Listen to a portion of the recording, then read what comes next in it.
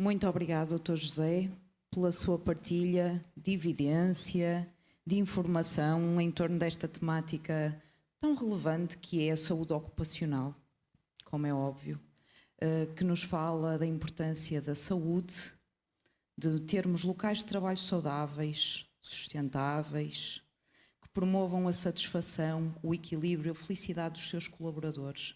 E nada melhor para completar esta temática como a nossa próxima mesa redonda, não é verdade? Que nos vai falar de locais de trabalho que também são, efetivamente, promotores de estilos de vida saudáveis. Portanto, promotores deste equilíbrio, deste work-life balance que nós tanto falamos e tanto procuramos hoje em dia. Equilíbrio entre vida pessoal e vida laboral. E passo aqui a palavra ao meu colega Pedro para introduzir então os nossos ilustres oradores da nossa próxima mesa redonda. Muito obrigado, Joana. Muito obrigado, Dr. José, por esta excelente intervenção, também já falando do âmbito da qualidade e dos restantes temas fulcrais que a Direção-Geral de Saúde também representa também. A pessoa que viram aqui entrar recentemente, posso iniciar já por apresentar acredito que me esteja a ouvir o Dr. Leonardo Piovesa Mendonça. Tudo bem? Muito boa tarde. Boa tarde a todos. Estão me ouvindo? Estamos, sim, senhora. Muito obrigado, Dr. Leonardo, pela presença. Obrigadíssimo. Estamos a ouvir otimamente. O Dr. Leonardo é médico especialista e membro do Comitê de Saúde Corporativa da Associação Brasileira de Qualidade de Vida e atualmente também gestor de saúde corporativa no Hospital Alemão Oswaldo Cruz, em São Paulo. Muito obrigado pela presença. Vou passar aqui a apresentação dos próximos oradores, também do nosso moderador, ok, Dr. Leonardo, e voltamos já ao seu contacto. Para fazer a moderação desta nossa mesa temos novamente o Tiago Santos, CEO da Workwell, para também poder aqui agilizar os vários temas que vamos abordar, porque são um pouco do que abordámos durante a manhã, mas também entrando nesta parte da qualidade e também já da implementação destes serviços e estilos de vida saudáveis. Gostava também de convidar ao palco o Dr. Miguel Arriaga. O César estava-se a levantar. César? Fica o César, o Dr. Miguel. O César Rabine, da Solvay. Health and Safety Specialist da Solvay, licenciado em Gestão de Recursos Humanos e coordena então a área da Solvay, nesta área tão importante que estamos a falar. Agora sim, o Dr. Miguel Arriaga, muito obrigado. Também da Direção-Geral de Saúde, neste momento, obrigadíssimo pela presença, convidar aqui ao palco, podem-se sentar. O Dr. Miguel faz neste momento a coordenação da divisão de literacia, saúde e bem-estar da Direção-Geral de Saúde e também é docente de Medicina Preventiva na Universidade da Beira Interior e também na Escola Superior de Desporto de Rio Maior. Não sei se teremos também, já de momento, a Rita Cruz, não sei se estará ou não. A Rita ainda não estará connosco, mas teremos também a Rita Cruz, da SEG Automotiva, coordenadora de RH da SEG Automotiva, juntar-se a nós muito em breve. Tiago, vou passar a palavra para tu poderes iniciar e promover o debate. Esperemos que a doutora Rita também se junte a nós o mais brevemente possível. E, sem mais demoras, vou passar então para poderem iniciar. Eu acho que já temos a Rita. Olá, Rita. Não sei se nos ouve. Olá, boa tarde, estão a ouvir?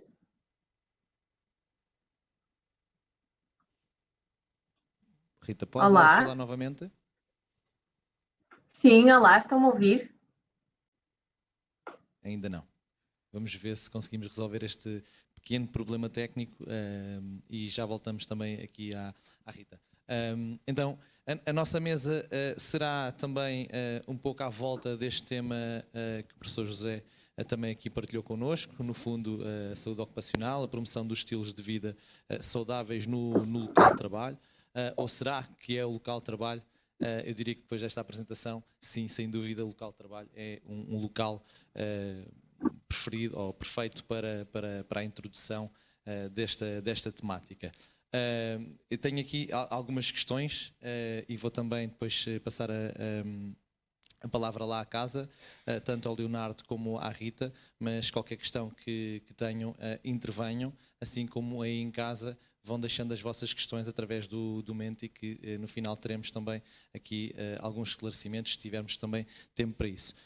Passando então aqui a bola também ao Miguel. Miguel, fala-nos um pouco aqui também sobre a visão do que é isto de promover um local de trabalho ou promover um estilo de vida saudável no local de trabalho. Já percebemos que é um excelente investimento, não é? Mas como é que isto pode ser feito? É porque isto são algumas questões só numa, mas deixo Olá, também já aqui, que é, no fundo, já percebemos que há aqui é um investimento que pode ser feito, tem um grande retorno, mas como é que o podemos fazer? Como é que podemos envolver as pessoas também? Há aqui uma dose também de mudança comportamental envolvida aqui nesta temática e sabemos o quão difícil é mudar comportamentos. Pode dar-nos aqui um pouco daquilo que é a sua visão sobre este tema? Muito obrigado. Primeiro, cumprimentar a organização e agradecer muito o convite e esta oportunidade de estarmos aqui. Cumprimentar os colegas de painel, os que estão não em casa, mas presumo nos seus locais de trabalho e os que estão também aqui connosco e todos aqueles que nos acompanham em casa e que estão aqui presentes. Eu acho que aquilo que o professor Rocha Nogueira acabou por apresentar já dá um pano perfeitamente estendido daquelas que serão as oportunidades estratégicas que nós podemos encontrar. Mas eu gostava de dar aqui uma nota que me parece que pode ser relevante e quase complementar aquilo que foi dito. O estilo de vida saudável, ou a adequação e a adoção de um estilo de vida saudável, eu habitualmente digo que ela deve ser oportunística.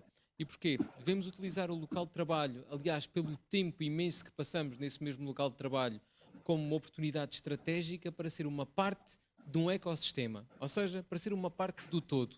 Porque é muito importante eu ter um estilo de vida saudável no meu local de trabalho, mas é absolutamente decisivo para manter e para ter um estilo de vida saudável que mantenha esses comportamentos fora também do meu local de trabalho.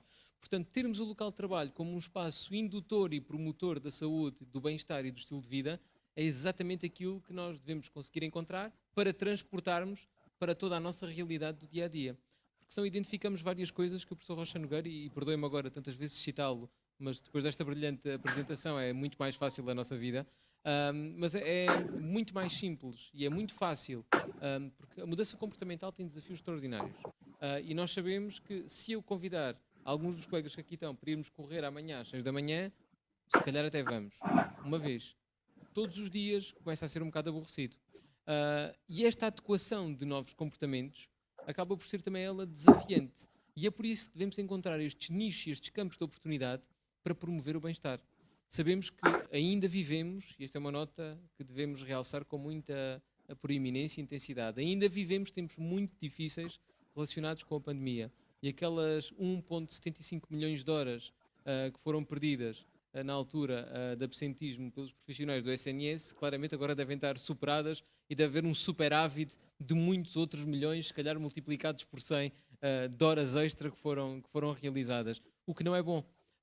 O que também significará, com toda a certeza, uma sobrecarga muito forte, e é também isso que temos que olhar e que temos que saber olhar sobre aqueles que são os desafios, não só do absentismo, mas também do presentismo e da forma como ele acontece e da forma como estamos e vamos estar e o que é que podemos oferecer ao nosso local de trabalho.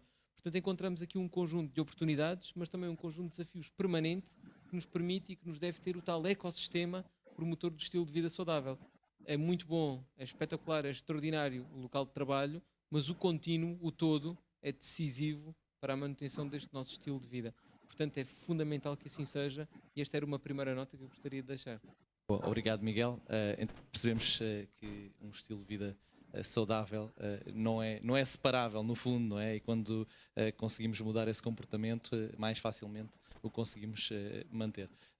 César, do vosso ponto de vista, ou do teu ponto de vista, enquanto gestor numa organização, como é que vocês na Solvay, estando tu ligado aqui aos recursos humanos, ligado também à higiene e segurança, como é que vocês olham esta temática na vossa organização? O que é que podes também adiantar sobre esta temática e a importância que ela pode ter na vossa organização? Primeiro, olá, boa tarde a todos. Queria acrescentar, queria mesmo era felicitar e dizer até que enfim que se vê pessoas, estamos todos juntos, estamos bem, estamos confiantes, isso é importante.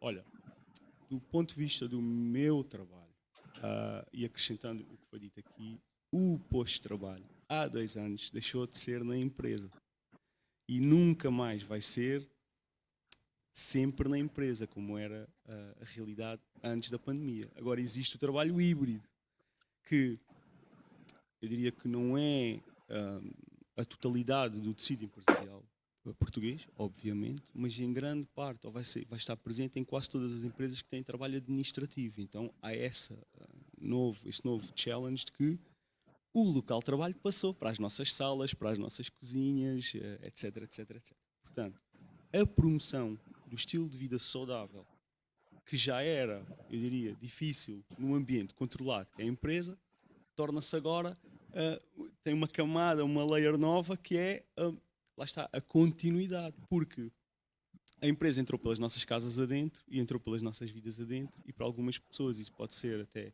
bastante fácil, que é o work-life integration, em vez de ser work-life balance, mas para outras pessoas pode ser muito complicado, dependendo até mesmo da gestão ou até da relação dos trabalhadores com a gestão e com a empresa, porque isso também é um ponto muito importante, que tem a ver com a maneira como os relacionamentos interpessoais e até a maneira como as pessoas se posicionam perante o seu posto de trabalho, o seu local de trabalho e a empresa que participam, pode ser ou não um fator motivador ou pode ser ou não um fator de distanciamento. No caso da Solvay está a correr muito bem. Na área da higiene e segurança tivemos que nos desdobrar em vários tipos de ações, porque, mais uma vez, era uma realidade que não era a nossa. Fazer a extensão do posto de trabalho para casa e a promoção dos hábitos saudáveis que normalmente eram feitos na empresa. Dou-vos um exemplo. Temos aquilo que se chama a Let's Do Sports, que é um conjunto de pessoas que são trabalhadores que dedicam o seu tempo voluntário a criar, eu diria, situações ou a promover situações em que o desporto ou algo do ponto de vista físico e saudável é realizado. Um exemplo do passado, a Maratona da Ponte. Quem quisesse participar na Maratona da Ponte só tinha que se inscrever, sem quaisquer custos, participava na Maratona da Ponte. Este ano, ou nos últimos 2 anos, o que temos tentado fazer é levar para a casa das pessoas a motivação e dar algum tipo de, eu diria, promover situações que elas possam realmente sair daquele que é o marasmo do dia-a-dia, do estar sentado, a cadeira não é ideal, a mesa não é o ideal. E dou-vos também já agora um exemplo. Recentemente promovemos aquilo que foi o Run for a Cause, ou Correr por uma Causa, em que nos propusemos entre todos a fazer 500 km e a partir do momento em que atingíssemos os 500 km ia ser dada uma doação de 500 euros a uma associação, no caso foi a Fundação O Século.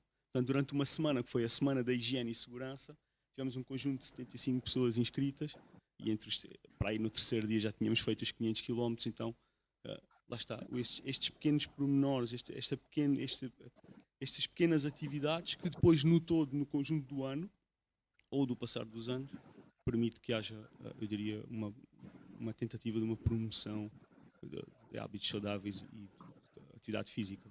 César, por introduzir esse tema, no fundo são iniciativas que são disponibilizadas e que as pessoas podem, no fundo, aproveitar para se tornar e para mudar esses comportamentos. Tocaste aí também num tema que considero fundamental, que tem a ver com esta mudança do posto de trabalho, não é? Porque se já era difícil nós conseguirmos, ou as empresas fazerem toda esta promoção, em casa esse desafio muda um bocadinho de figura, não é?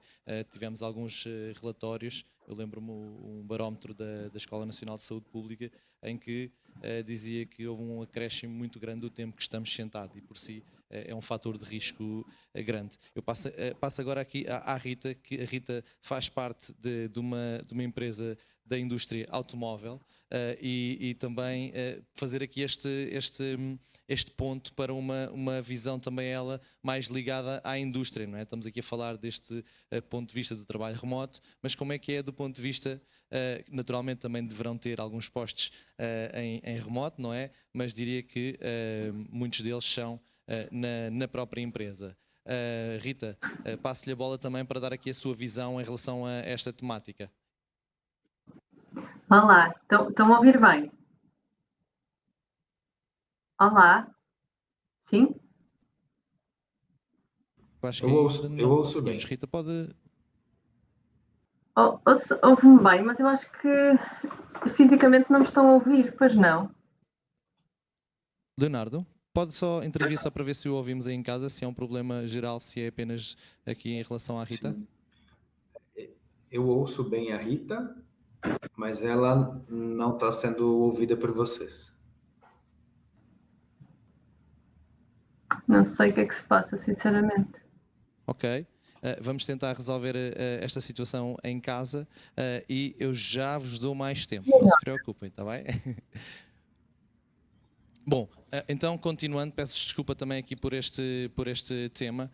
Falávamos exatamente nesta questão destes novos riscos que estão associados ao teletrabalho, não é? No fundo, ao trabalho remoto. Miguel, como é quais é que são estes riscos que, se conseguirmos também aqui descortinar alguns que aumentaram com este trabalhar em casa, o que é que podes também aconselhar ou no fundo, trazer para as organizações que se veem a braços com este novo modelo de trabalho, mas que impacta ou que pode ter um impacto no estilo de vida da pessoa, que poderia já não ser bom, mas que pode ser ainda afetado. O que é que poderás dizer de recomendações ou de conselhos que as organizações possam seguir para contrariar estes pontos? Eu começaria pelo princípio. Não sei se a grande maioria das empresas que teve a oportunidade de colocar e que teve que colocar os seus colaboradores em teletrabalho, se o vai manter ao longo do tempo. Eu parece-me que temos esta primeira leva em que acontece e que se vêem alguns dos benefícios e ganhos aqui associados, mas eu gostava primeiro, esta questão dos comportamentos e daqueles que são os nossos hábitos os nossos hábitos, aquilo que nós temos enraizado e sustentado, muitas vezes é complexo.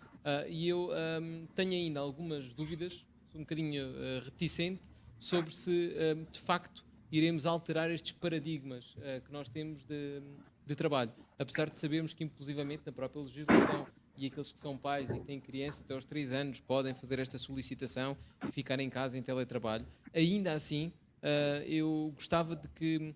Aliás, é uma expressão que eu gosto de utilizar, que é a diferença entre lições identificadas e lições aprendidas.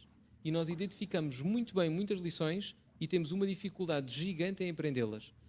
E voltamos a cometer os mesmos erros ou não a perceber os ganhos que vão acontecendo ao longo do tempo. No entanto, há também aqui algumas dimensões que acho que seria importante darmos. Algumas coisas, e esses barómetros da Escola Nacional de Saúde Pública, nós podemos complementá-los com alguns estudos também da Direção-Geral da Saúde, e lembrava-me do estudo do React Covid, que avaliou aquilo que eram os comportamentos alimentares e de atividade física e os níveis de literacia em saúde da população portuguesa, que teve 2 levas durante os 2 períodos de confinamento, e percebemos também que houve muitas pessoas que começaram e que já não faziam há muito tempo a praticar atividade física e a ter muito mais cuidado com a sua alimentação. Deixa-me só interromper, claro, Miguel, porque foi muito interessante ver aqui este paradoxo que estás também a partilhar, não é? Essa mudança de muitas pessoas novas a praticarem e depois todas as outras, um decréscimo muito grande em todas as outras, não é? Encontramos aqui campos de oportunidade que são muito interessantes e, aliás, levam-nos exatamente a pensar da importância estratégica daquilo que é o local de trabalho, como a importância estratégica que tem a escola. Os mais novos, que tinham a atividade física e a educação física na escola, alguns deles deixaram de praticar e perderam todas as oportunidades de praticar atividade física, portanto de uma forma regular e sustentada, tal como algumas pessoas que praticavam na empresa ou que tinham o seu comportamento, o seu estilo de vida diário, que era estar no trabalho, à hora do almoço ir para o ginásio, o que for, perderam estas oportunidades, mas muitas outras ganharam.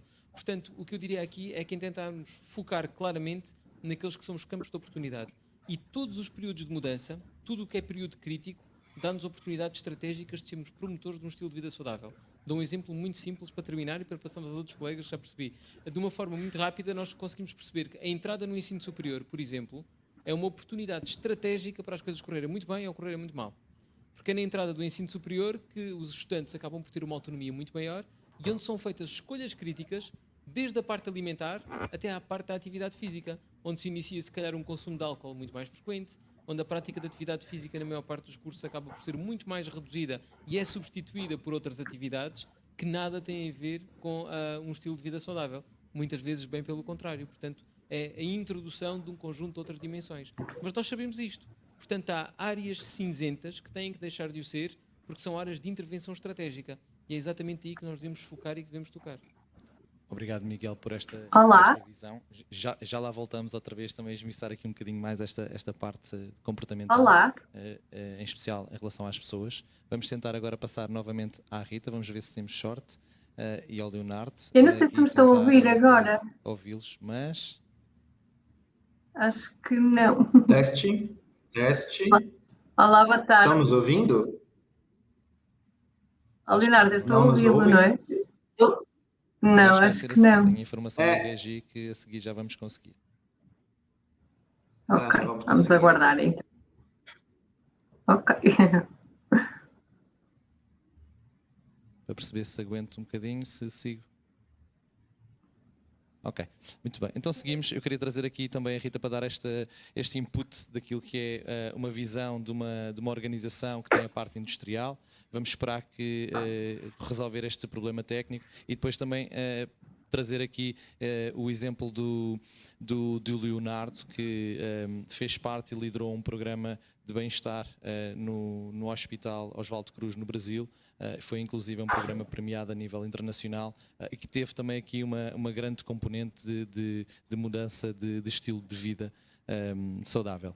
César, volto a ti também, no fundo, para perceber, falaste aqui algumas dessas iniciativas que vocês desenvolvem já na Solvay.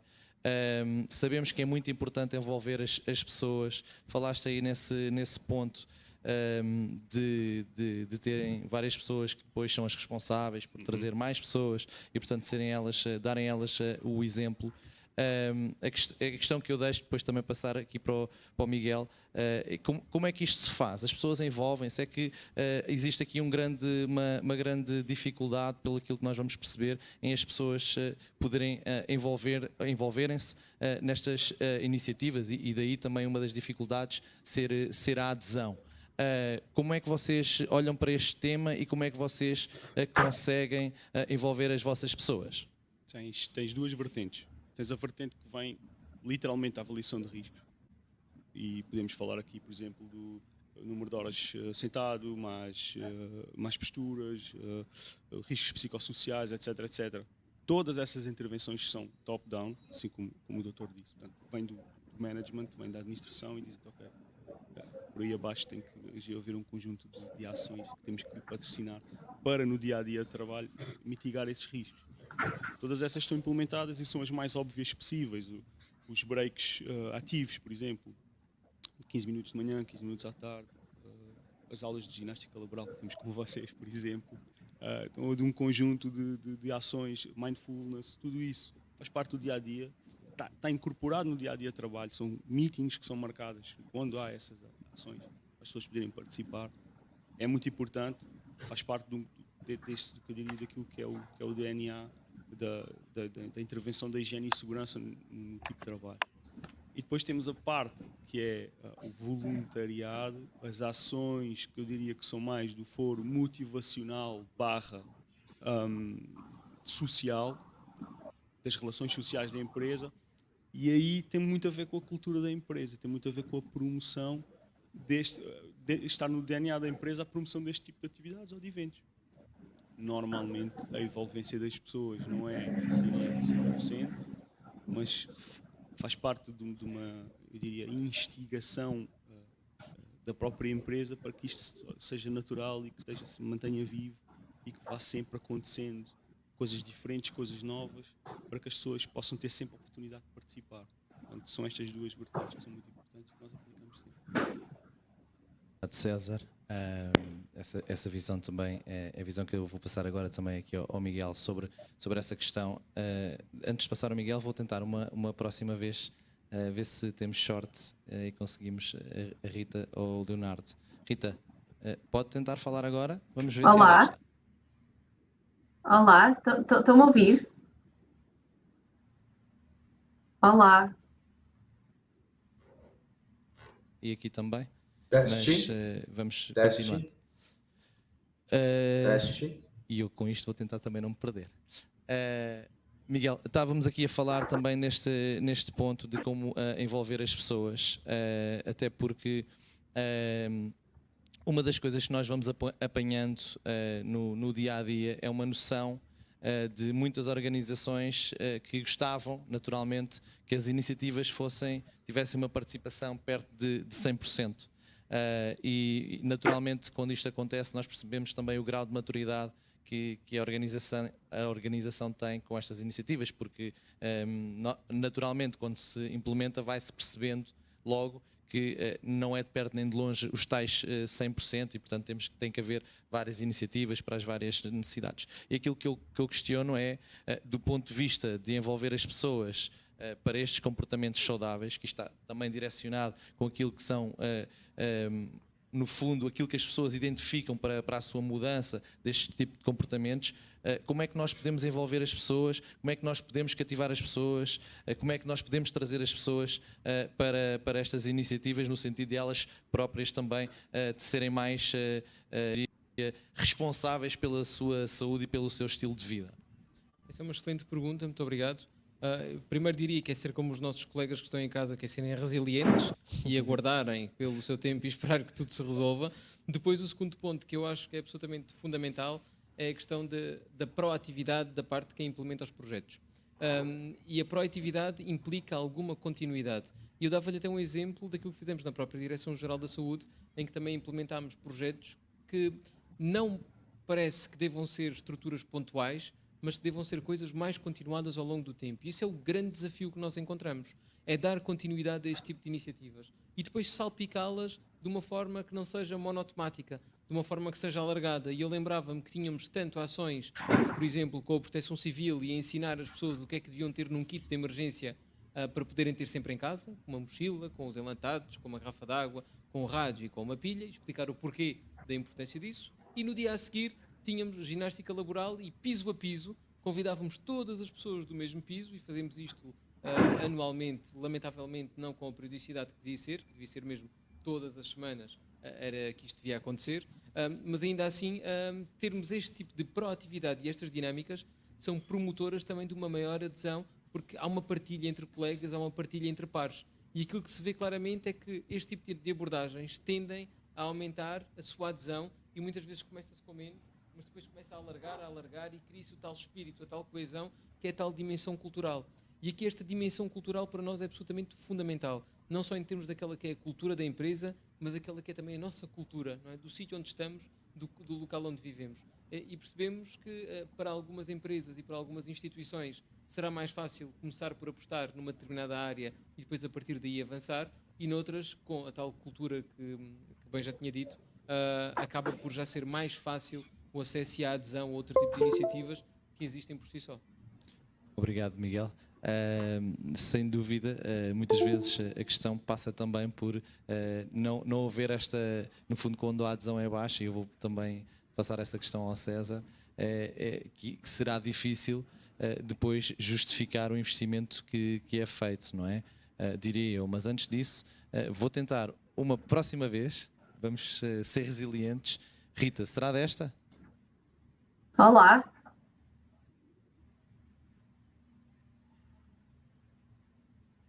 Ok, eu Não nos ouvi a ouvem? Rita em casa e não consegue. Leonardo, Não. pode tentar? Vocês estão nos ouvindo? Não, Bom acho que dia. só conseguimos ouvir em casa, Boa infelizmente. tarde, quer dizer. Eu vou continuar. Não consigo. Peço desculpa também por este problema. Eu falava aqui sobre esta questão também, César, porque lá está, encontrar as oportunidades para as pessoas praticarem, tocarmos naqueles que são os touch points de mudança que fazem sentido para certas e determinadas pessoas, mas quando a adesão é baixa, é difícil justificar o investimento. E outra questão que eu deixava também para reflexão é quando existem, não diria chefias de topo, mas chefias intermédias que não apoiam, o que é que vocês fazem, o que é que se faz para conseguirem mudar estas mentalidades? Boa pergunta. Essas são as vantagens do mundo empresarial às vezes. Então, primeiro ponto, acima de tudo, para tentar justificar às pessoas o porquê da sua participação nestas coisas, é muito importante as pessoas terem uma noção, e mais uma vez, dos riscos associados àquilo que é a sua atividade na empresa e fazer o contraponto claro entre os riscos associados e o porquê que lhes estamos a apresentar essas soluções de mitigação, seja ginástica laboral, seja mindfulness, apoio psicológico. Estou aqui a dizer as minhas, né? Mas há várias.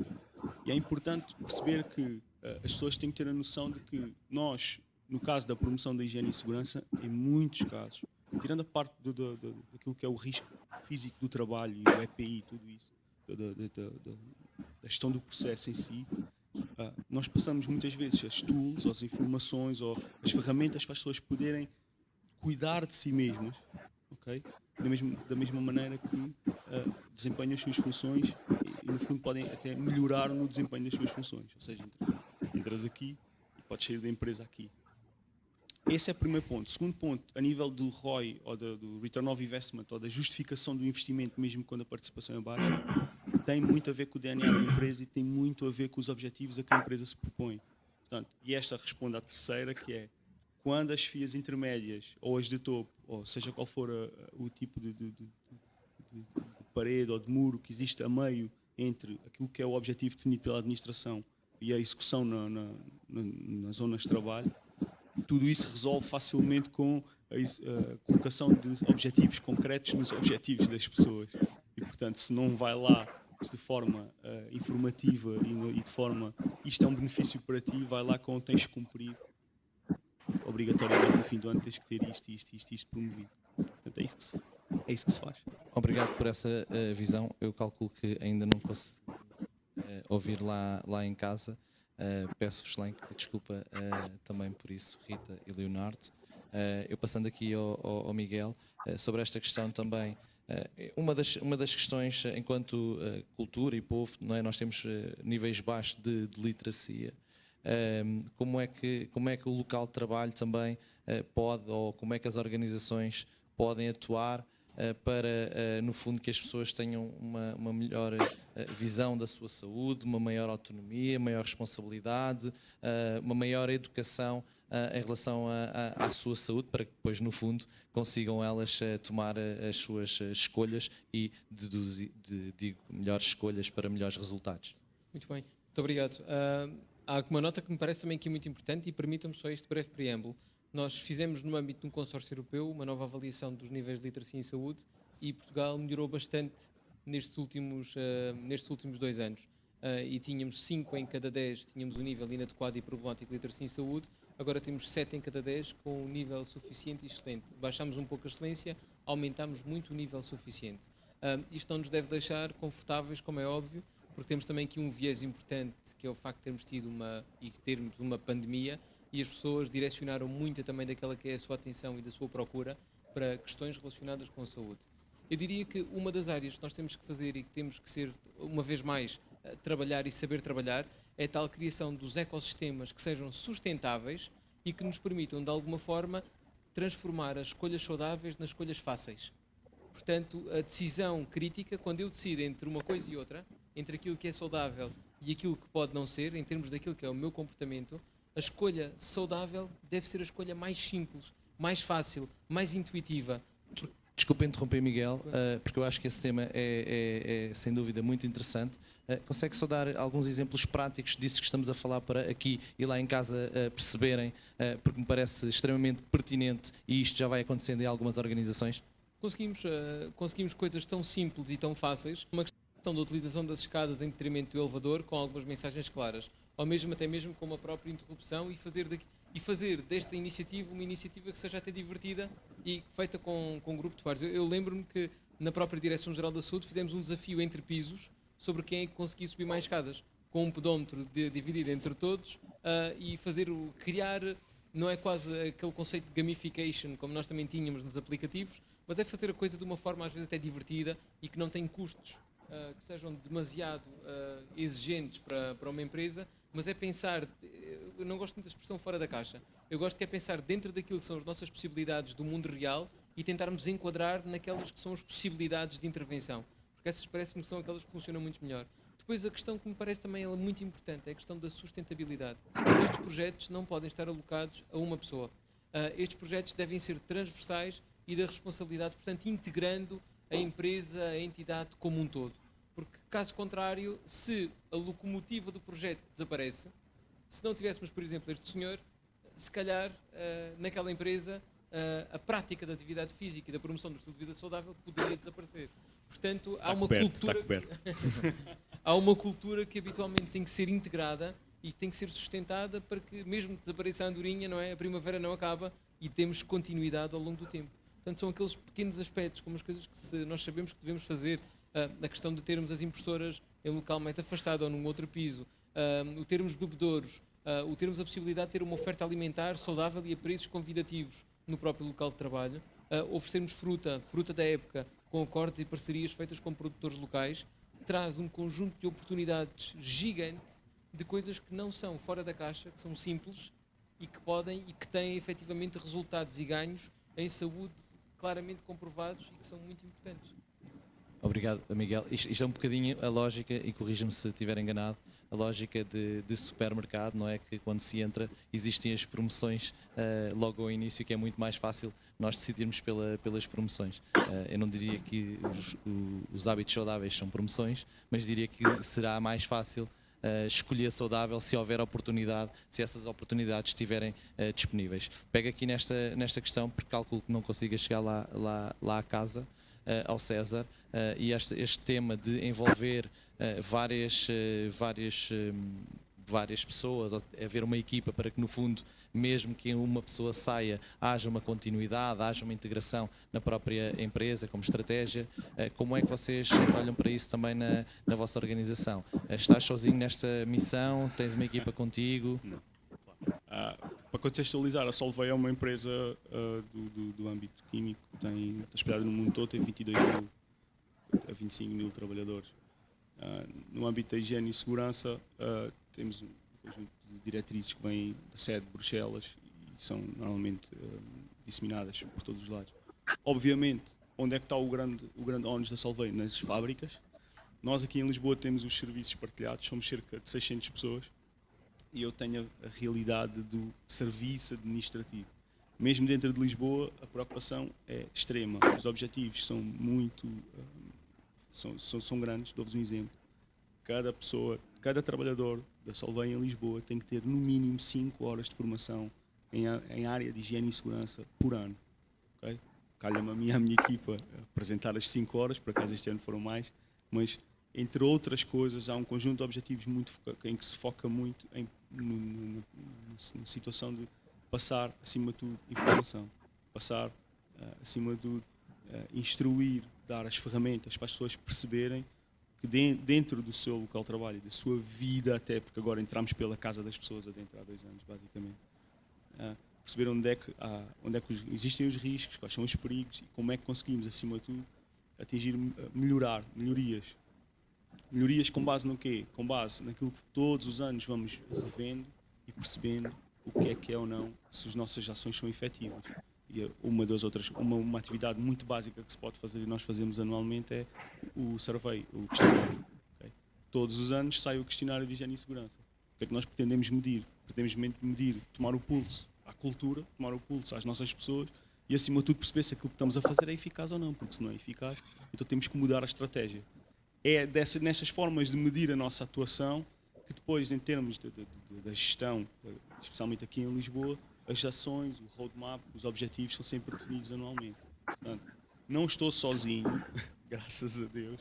Somos muitas pessoas dentro da higiene e segurança, dentro da própria gestão da empresa, nos recursos humanos, e fazemos de uma forma sustentada, mas eu diria de uma forma todos juntos, conseguirmos atingir os objetivos que vêm de cima, mas acima de tudo também atingir os nossos próprios objetivos locais, que é muito importante tomar o pulso ao sítio onde nós estamos, a quem são as nossas pessoas e o que é que podemos fazer com elas, porque é muito diferente, e falando em literacia, é muito diferente o âmbito industrial do âmbito administrativo, especialmente serviços partilhados, porque estamos a falar de uma população jovem, normalmente ensino superior, e às vezes é mais difícil lidar com esta população do que às vezes lidar com uma população que tem menos capacidade de pesquisa e procura e até de informação ou desinformação, que muitas vezes acontece.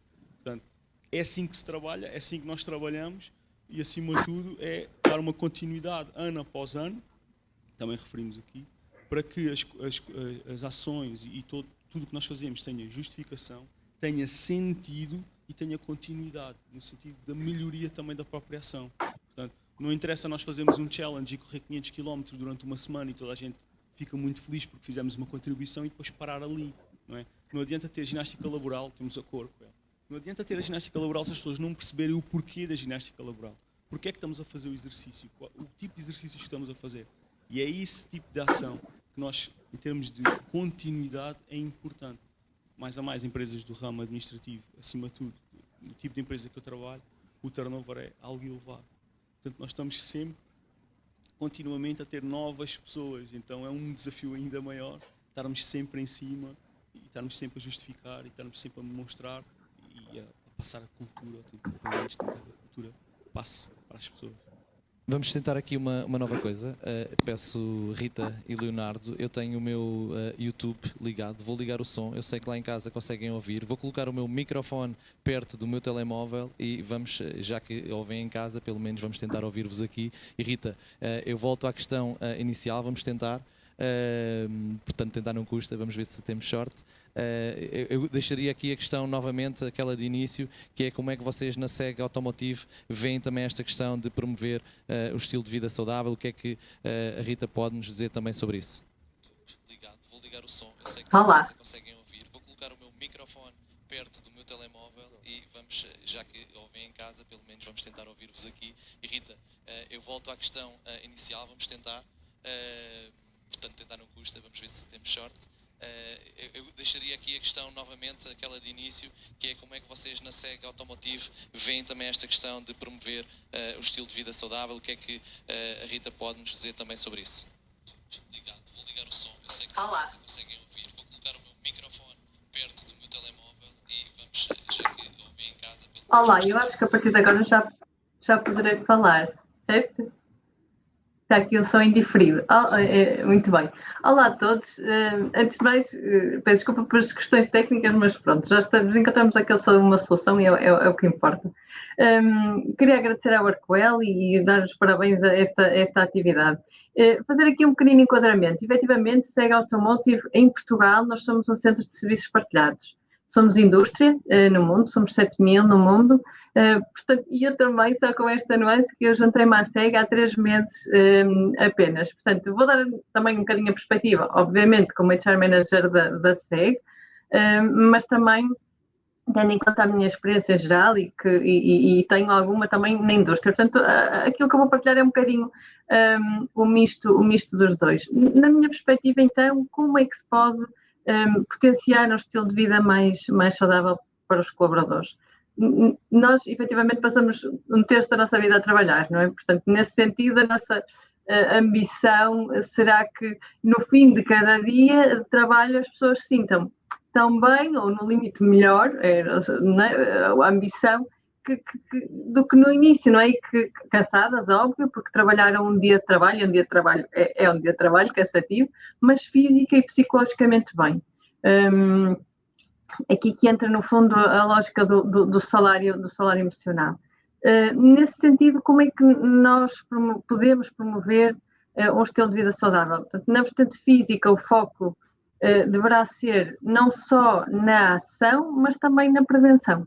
Não é? Conforme se tem dito e muito, passamos muito tempo saudáveis, muito tempo sentados, mas também existem postos de trabalho com movimentos repetitivos. Portanto, a minha perspectiva é na prevenção dar um foco grande à ergonomia.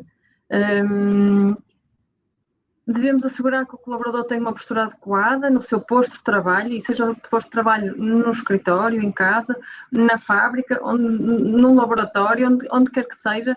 Portanto, neste sentido, más posturas conduzem a lesões, conduzem a lesões musculoesqueléticas, mal-estar, que implicam depois fisioterapia, medicamentos e tudo mais. Portanto, a lógica é este foco muito grande na prevenção, avaliação aos postos de trabalho, avaliar posturas, adequar a questão dos recursos, do rato, da cadeira, do monitor, da iluminação, das mesas altas, para alternar a questão da postura,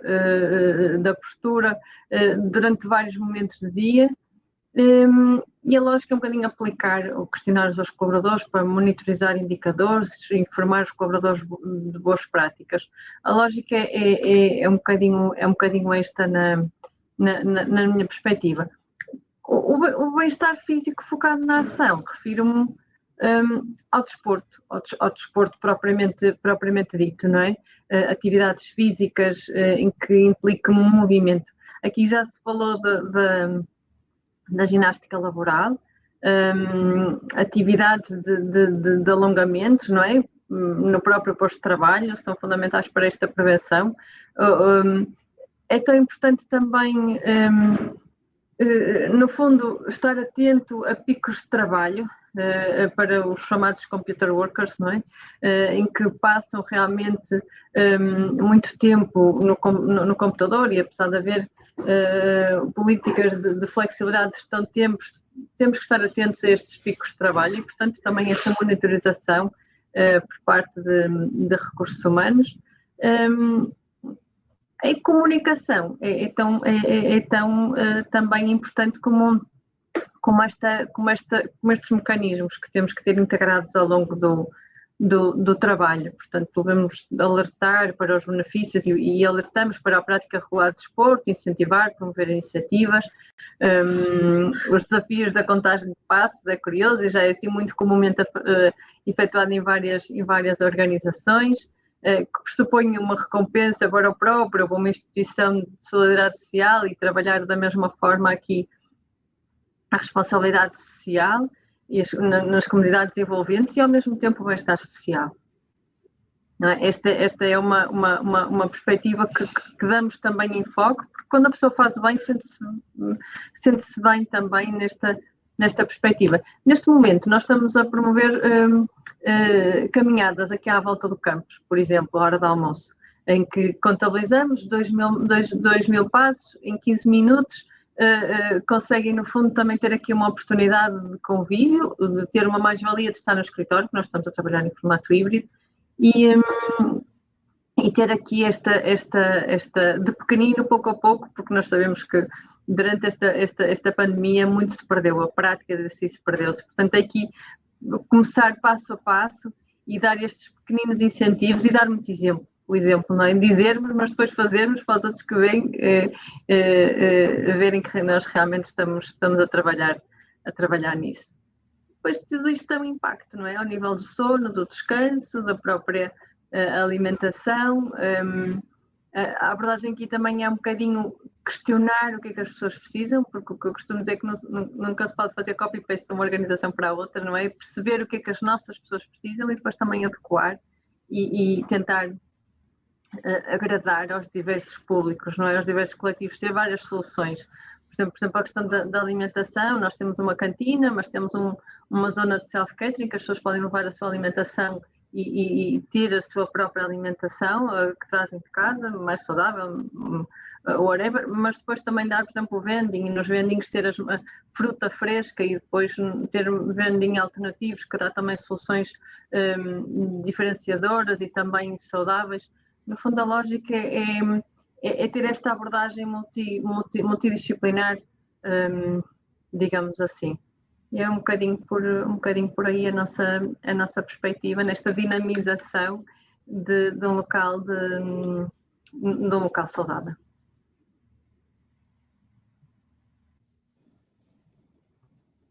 Perfeito. Eu vou falar aqui, espero que vocês consigam ouvir. O Leonardo está-me a ouvir. Em primeiro lugar, eu queria agradecer. O Leonardo está a falar, mas nós não conseguimos por esta solução. Eu acho. Então, em primeiro lugar, eu gostaria de agradecer o convite por participar deste evento a sua visão tão relevante e contar um pouquinho da nossa experiência aqui no Hospital Alemão Oswaldo Cruz, no Brasil. Nós estamos aqui na cidade de São Paulo, na capital do estado de São Paulo. Nós somos um hospital que tem aproximadamente 3.700 funcionários. Estamos entre os 3 maiores hospitais do Brasil e da América do Sul.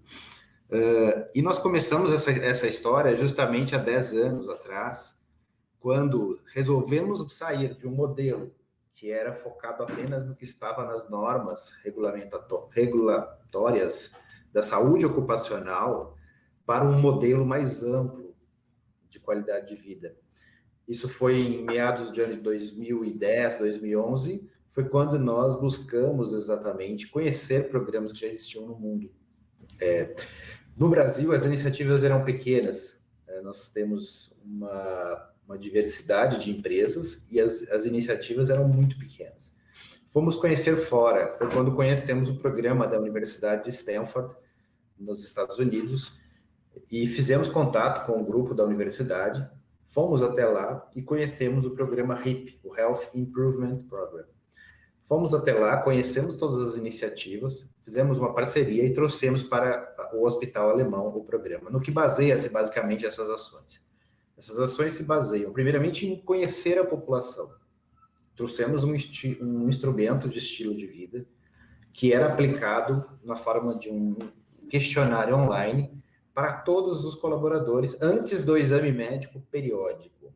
Tá? No exame médico periódico, que é aquele exame médico anual, que os trabalhadores são obrigados a fazer por norma, eles preenchiam esse questionário, nós identificávamos o seu estilo de vida, os seus fatores de risco e a sua predisposição para a mudança de estilo de vida.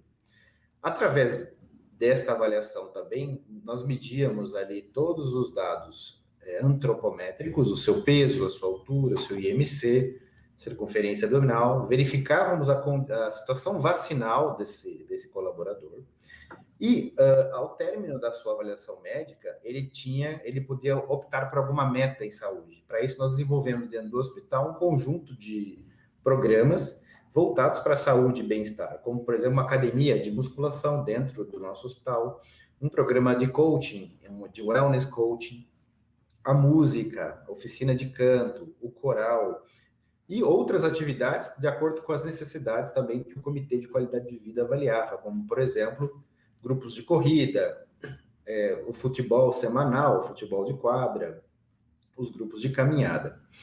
E o mais interessante disso tudo que nós trouxemos também da experiência da Universidade de Stanford foi atrelar isso a uma pontuação. Então, uma vez que o funcionário nosso ele atingisse uma pontuação dentro do programa, ele recebia um passaporte da saúde, todas as ações que ele fazia no programa, elas eram pontuadas, a gente tinha um carimbo até, inclusive, para fazer esse registro no passaporte, e ao longo do ano, se ele atingisse a sua meta, no ano seguinte, nós temos dentro do hospital um programa de remuneração variável que depende de resultados financeiros e resultados operacionais. 50% das metas do indivíduo estavam atreladas ao desempenho no programa de qualidade de vida. Então, isso a gente também conseguiu engajar muito os nossos funcionários e logo no segundo ano já tínhamos 98% de adesão nas nossas iniciativas e as pessoas, mais de 80% atingindo as suas metas de saúde. Isso foi um resultado muito interessante.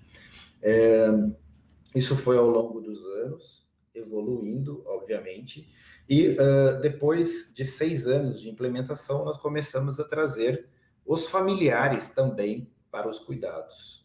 Aqui no Brasil, nós temos o seguro de saúde suplementar, né? O seguro privado que o hospital fornece aos funcionários, e nós começamos a trazer a família que estava vinculada a esse seguro para passar também com os nossos médicos e com a nossa equipe multiprofissional dentro do programa. E com isso os resultados também começaram a ser transmitidos também para a família e para os dependentes. O fato é que ao longo de 10 anos, nós conseguimos melhorar o estilo de vida da nossa população, do hospital, né? Nós medimos através de um índice, que é o Health Lifestyle Index, nós melhoramos esse índice em torno de 35%, desde o início do programa até ao longo de 10 anos. Conseguimos reduzir fatores de risco, em especial o tabagismo, a hipertensão, a obesidade, o estresse, e conseguimos também melhorar o absenteísmo institucional. Como você sabe, o hospital é algo dinâmico. onde as pessoas se adoecem, principalmente por questões osteomusculares, e agora, né, com a pandemia, a questão da saúde mental. Nós conseguimos reduzir esse absenteísmo, e o que é mais importante é melhorar a saúde das pessoas, com satisfação. Nós medimos também a satisfação do programa. E todo ano isso é avaliado, todo ano existe um comitê, a participação dos funcionários, da liderança, para que a gente rediscuta as ações que nós fazemos dentro do nosso programa. Como o Pedro mencionou, em 2018 nós fomos vencedores do Global Health Workplace Award, competindo com mais de 150 empresas do mundo, na categoria grandes empresas, fomos os vencedores, e nós procuramos sempre aprimorar as ações para que os nossos funcionários tenham a qualidade de vida. Esse ano também aqui no Brasil, nós estamos entre as 150 empresas melhores para se trabalhar, no Great Place to Work, e ganhamos o selo de gestão saudável, ou seja, a empresa que realmente investe na saúde dos seus funcionários. Obviamente que a pandemia mudou muita coisa, e a gente pode abordar isso depois, porque muitas das estratégias de telesaúde foram aprimoradas ao programa, e também as ações de qualidade de vida passaram a ser feitas para a telesaúde. Obrigado, Leonardo, pela explicação. Obrigado, Rita, também. Nós já excedemos aqui um bocadinho o tempo que estava previsto, mas infelizmente aconteceu este imprevisto, mas foi por uma boa causa que aguentámos mais um pouco. Eu queria só vou fazer uma ronda só para uma última nota, portanto, assim que eu me calar, vocês em casa podem falar, está bem? Portanto, César, uma última nota que queiras deixar em relação a este tema, o que é que queres dizer sobre isto? Força. Eu diria que o objetivo, ou deve haver sempre um objetivo de fazer algo. Nem que seja uma coisinha de cada vez, mas procurar sempre ter dentro dos objetivos da organização, o mais locais possível, ter algum tipo de atividade que possa trazer benefícios para o estilo de vida, para a saúde direta dos trabalhadores. E claro, dando continuidade, uma este ano, uma para um ano, uma para o outro, mesmo nas empresas com menos recursos, algo pode ser feito. E essa é a mensagem. Temos aqui um exemplo do que é o ótimo, o excelente, não é? Que é o hospital alemão, e depois podemos olhar à realidade, muitas vezes, que é a nossa realidade, ou a dificuldade que as empresas, especialmente o tecido empresarial português, que é o PME, pequenas e médias empresas, podem fazer. Então, se calhar, temos que abordar este assunto de forma, diria, uma a uma, ação a ação, pequenas implementações que, mais tarde, ao longo do tempo, podem se traduzir em grandes resultados. Essa é a minha nota. Obrigado, César. Miguel, uma última nota.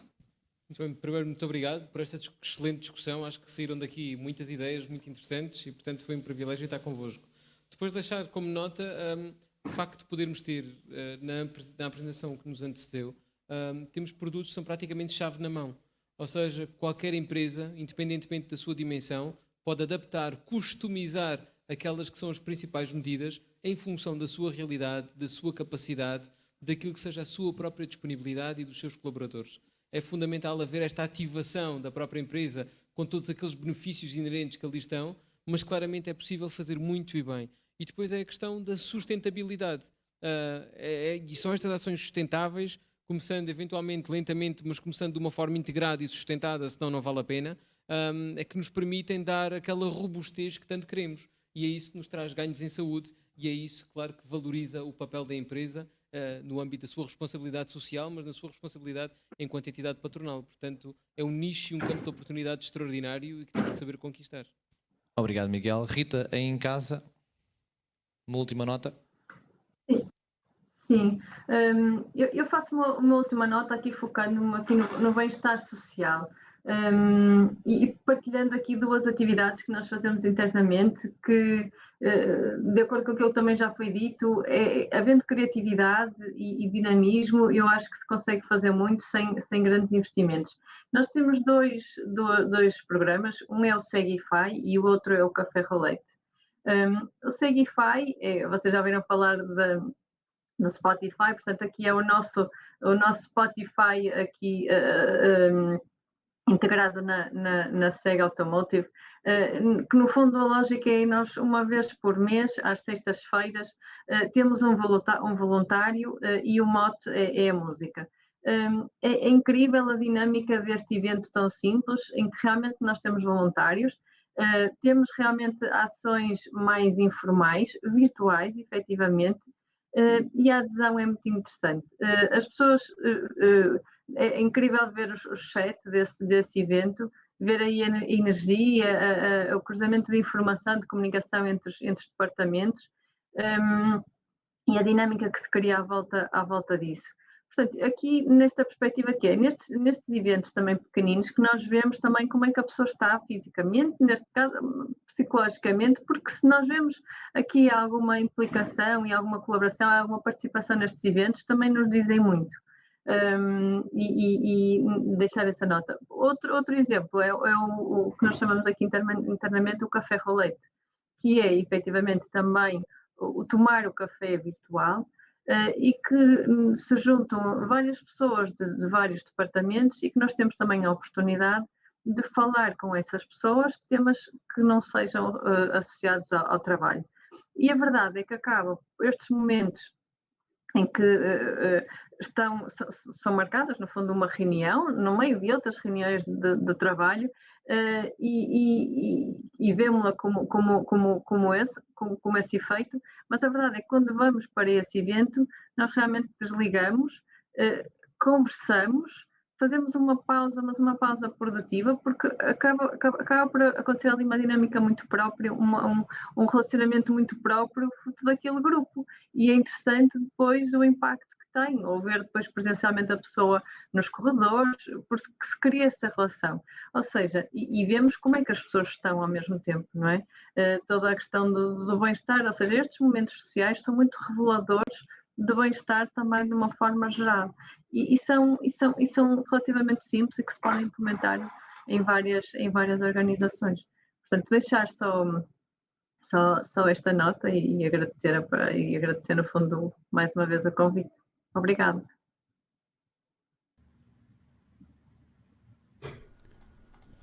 Leonardo, uma última nota, por favor. Ok, obrigado. Bom, eu queria agradecer mais uma vez pelo convite para participar deste evento internacional, e dizer a vocês que realmente o segredo para mim é começar com pequenos passos, né? Primeiramente, temos que conhecer a população da nossa empresa, identificar as suas maiores necessidades, a partir daí traçar um plano na construção do programa focado nessas maiores necessidades. Não adianta nós queremos também, a gente diz aqui muito, de abraçar o mundo, porque nós vamos muitas vezes tender ao erro e pulverizar as nossas ações. Então é melhor a gente fazer uma coisa bem feita. Então conhecer bem mapear a sua população, conhecer bem a sua população. Instrumentos existem vários, nós usamos esse aqui da Universidade de Stanford, mas existem vários instrumentos validados internacionalmente. E a partir do conhecimento, o sucesso para nós aqui foi integrar a saúde ocupacional à saúde assistencial. Então, transformar aquele exame médico periódico não só na visão dos riscos ocupacionais, mas também nos riscos e determinantes da saúde, para que a gente possa trabalhar naquele momento, o médico do trabalho, que nós chamamos aqui, seja um médico também de atenção primária, tem um olhar para a atenção primária e trabalhe em prevenção, promoção, tratamento, diagnóstico precoce. Esse, para nós, foi um ponto crucial. E a interdisciplinaridade, né? Quanto mais pessoas você puder ter na sua equipe que trabalham de uma forma interdisciplinar, isso também ajuda a alcançar os melhores resultados, como muito bem na palestra anterior foi mencionada pelo Dr. José, no qual parabenizo também por sua apresentação. Muito obrigado pelo convite. Obrigado então, Leonardo, obrigado Rita também pela vossa intervenção, obrigado pela vossa paciência também aqui em sala e em casa também para ouvirem o resto dos participantes aqui neste painel. Quero agradecer também ao César, ao Miguel e ao José também pela partilha. Espero que tenha sido frutuoso para vocês e que acho que lançámos aqui também algumas pedras naquilo que podem ser alguns temas importantes para trabalho futuro. Antes de avançar, queria apenas dar nota que temos mais um break agora, para fazermos um pequeno coffee break e depois lançarmos a próxima intervenção com a Mariana Moura da PHC. Portanto, paramos 10 minutinhos e voltamos logo de seguida, pode ser? Assim esticamos um pouco e voltamos novamente. Obrigado mais uma vez pela vossa paciência. Obrigado.